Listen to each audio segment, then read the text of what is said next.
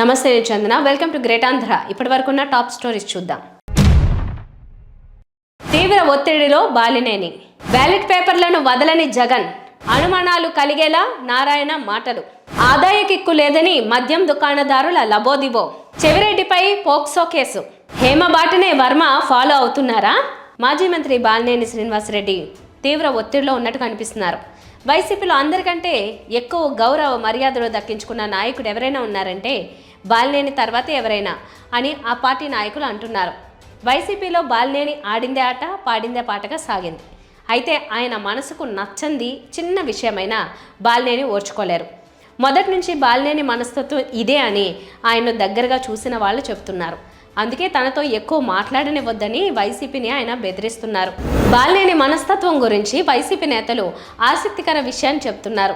YCP అధికారంలో ఉన్నప్పుడు జగన్ నేతృత్వంలో ఎప్పుడైనా ఎమ్మెల్యేలందరితో సమావేశం నిర్వహించేవారు. ఆ సమావేశంలో బాలినేని ఉద్దేశపూర్వకంగానే జగన్కు కనిపించకుండా దూరంగా ఉండేవారట.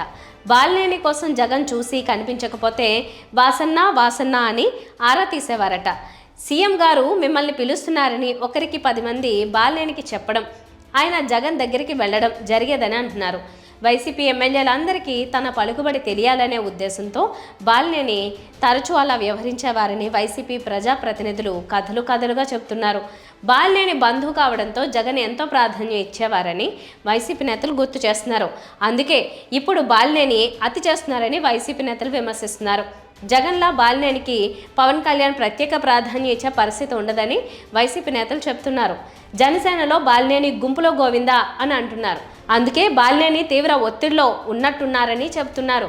బాలినేని జనసేనలో కూడా ఎక్కువ కాలం కొనసాగే పరిస్థితి ఉండదని ఆయన మనస్తత్వం తెలిసిన వారంతా చెబుతున్న మాట. జనసేనలో బాలినేని ప్రస్థానం ఎన్నాళ్ళలో చూడాలి. మాజీ ముఖ్యమంత్రి వైఎస్ జగన్మోహన్ రెడ్డి బ్యాలెట్ పేపర్లను వదిలే ప్రశ్నే లేదన్నట్టు పట్టుదల ప్రదర్శిస్తున్నారు. భారత రాజ్యాంగం ఆమోదం పొంది 75 ఏళ్లు పూర్తయిన చారిత్రక ఘట్టాన్ని పురస్కరించుకుని ఆయన ఎక్స్ వేదికగా ట్వీట్ చేశారు. ఈ ట్వీట్లో మరోసారి ఈవీఎంలపై అనుమానాలు, బ్యాలెట్ పేపర్ల ఆవశ్యకత గురించి ప్రస్తావించడం విశేషం. జగన్ ట్వీట్లోని ముఖ్యాంశాలని తెలుసుకుందాం. ప్రజాప్రతినిధుల్ని ఎన్నుకోవడమే ప్రజాస్వామ్యానికి మూలస్తంభం. దేశవ్యాప్తంగా ఈవీఎంల పనితీరుపై ఆందోళన నెలకొంది. ఈవీఎంల పనితీరుపై అనేక అనుమానాలున్నాయి. ప్రపంచవ్యాప్తంగా మెజార్టీ దేశాల్లో బ్యాలెట్ పేపర్ల ద్వారా ఎన్నికలు జరుగుతున్నాయి.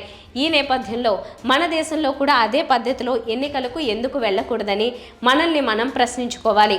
ప్రజాస్వామ్యం బలంగా ఉండడమే కాదు, ఉన్నట్టుగా కనపడాలి.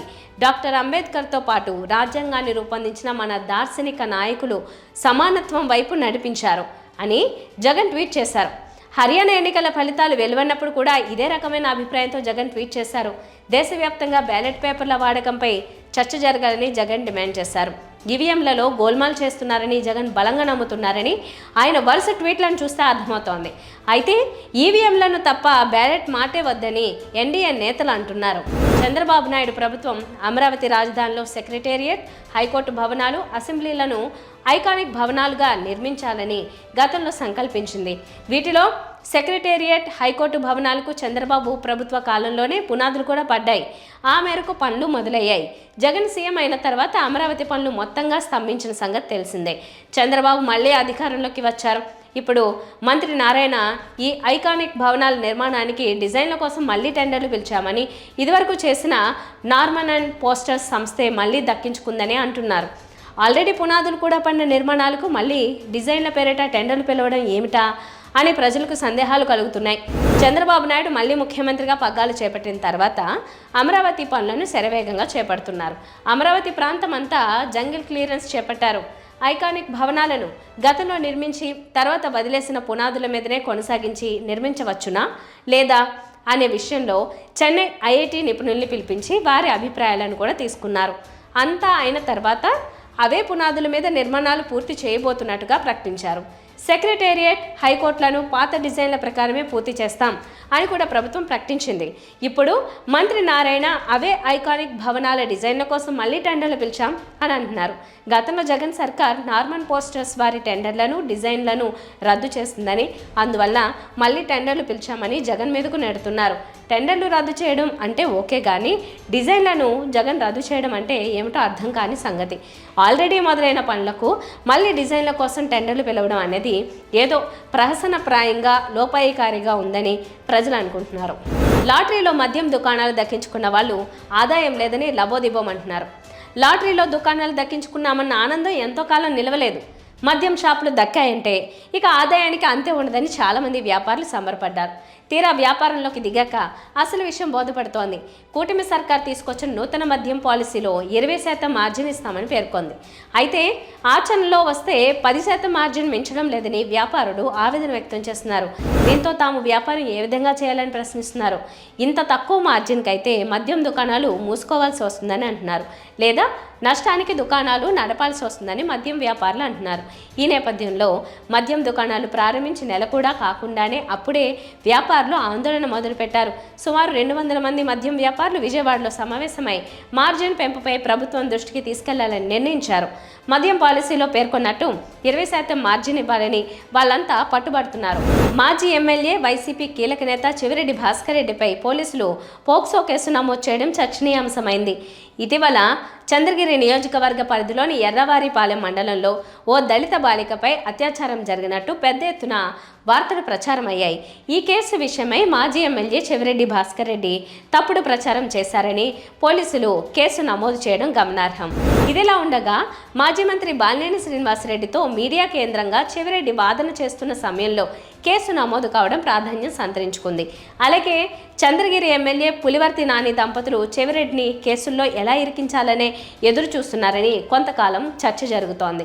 ఈ నేపథ్యంలో దళిత విద్యార్థినిపై అత్యాచారం జరిగిందని అసత్య ప్రచారం చేశారంటూ చెవిరెడ్డిపై కేసు నమోదు కావడం గమనార్హం. ఈ కేసు చెవిరెడ్డిని అరెస్ట్ చేసే వరకు వెళ్తుందా లేక మరేమైనా పరిణామాలు చోటు చేసుకుంటాయా అనేది చర్చనీయాంశమైంది. ఏది ఏమైనా కేసులకు తాము ఎన్నడూ వెనకాడేది లేదని నిన్నటి మీడియా సమావేశంలో చెవిరెడ్డి ప్రకటించిన సంగతి తెలిసిందే. రామ్ గోపాల్ వర్మ సినిమా దర్శకత్వాన్ని ప్రేమిస్తూ సినిమాలను రూపొందిస్తూ వచ్చిన తొలి రోజుల్లో ఆయన క్షణక్షణం సినిమా తీశారు.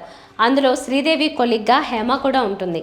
హేమకు ఆ సినిమాలో ఒక డైలాగ్ ఉంటుంది, ఒకవేళ వస్తే అని. చాలా చిత్రమైన డైలాగ్ అది. చిత్రమైన పరిస్థితిని సూచిస్తుంది.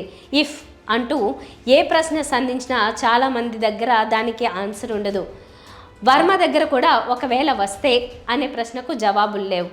అందుకు ఆయన సిద్ధంగా లేరు. అందుకే ఇప్పుడు అజ్ఞాతంలో గడుపుతున్నారు. ఆ సినిమాలోని నటి హేమ అనుసరించిన టెక్నిక్కులనే ఎంతో మేధావి అయిన రామ్ గోపాల్ వర్మ కూడా అనుసరిస్తున్నట్టుగా ఇప్పుడు కనిపిస్తోంది. కాకపోతే అలాంటి చౌకబారు టెక్నిక్లను అనుసరించడం వల్ల హేమ గట్టున పడకపోక మరింతగా కూరుకుపోయిందనే సంగతి బహుశా రామ్ గోపాల్ వర్మకు గుర్తున్నట్టు లేదు. బెంగళూరులో రేవ్ పార్టీ జరిగినప్పుడు హేమ అక్కడ డ్రగ్స్ తీసుకున్న బ్యాచ్లో దొరికిపోయారు. అయితే ఆ వార్తలు మీడియాలో వైరల్ అయ్యే సమయంలోనే ఆమె కన్నడ పోలీసుల కళ్ళుగప్పి దొరికిపోయిన కాంపౌండ్ ఆవర్లోనే ఒక చెట్టు వద్దకు వెళ్ళి ఒంటరిగా నిల్చుని ఫ్యాన్స్ కోసం ఓ వీడియో చేశారు. తన మీద రకరకాల పుకార్లు వస్తున్నాయని, ఎవరు ఆ పుకార్లను నమ్మొద్దని, తాను హైదరాబాద్లోనే తన ఫామ్ హౌస్లోనే ఎంజాయ్ చేస్తున్నానని ఆ వీడియోలో చెప్పారు. ఆ వీడియోను సోషల్ మీడియాలో షేర్ చేశారు. బెంగళూరులో పోలీసులు అదుపులో ఉంటూ అలాంటి తప్పుడు పోస్టు పెట్టినందుకు పోలీసులు మరింత సీరియస్ అయ్యి ఆమె మీద కేసులు ఉచ్చు బిగించారు. అది వేరే సంగతి. అచ్చంగా హేమ అనుసరించిన బాటలోనే రామ్ గోపాల్ వర్మ కూడా సోషల్ మీడియా హ్యాండిల్స్ ద్వారా తప్పుదారి పట్టించే ప్రయత్నాలు చేస్తున్నారు. ఆయన 25న పోలీసుల ఎదుట విచారణకు హాజరు కావాల్సి ఉంది. 24న ఆయన తాను కోయంబత్తూర్ ఎయిర్పోర్ట్లో ఉన్నట్టుగా సోషల్ మీడియాలో పోస్టులు పెట్టడం గమనార్హం. ఈ పోస్టుల్ని కూడా పోలీసులు నమ్మడం లేదు. వర్మ పాత ఫోటోలను కూడా ఇలా తాజాగా పోస్ట్ చేసి పోలీసులను మిస్గైడ్ చేస్తుండవచ్చునని అంటున్నారు. అయితే ఒకవైపు రామ్ గోపాల్ వర్మ హైదరాబాద్లోనే ఉన్నట్టుగా కూడా గుసగుసలు వినిపిస్తున్నాయి. హైదరాబాద్లో కూడా ఆయన కోసం గాలిస్తున్న ఏపీ పోలీసులు ఎలాంటి ఛాన్స్ తీసుకోకుండా ఉండేందుకు తమిళనాడుకు కూడా గాలింపు కోసం బృందాలను పంపినట్టుగా తెలుస్తోంది. హేమ బాటనే రామ్ గోపాల్ వర్మ అనుసరించారు కానీ ఆమెలాగానే ఈయనకు కూడా ఆ టెక్నిక్ వర్కౌట్ అయినట్టుగా కనిపించడం లేదు. ఇవి వాళ్ళ టాప్ స్టోరీస్. మరిన్ని అప్డేట్స్తో కలుద్దాం. నమస్తే.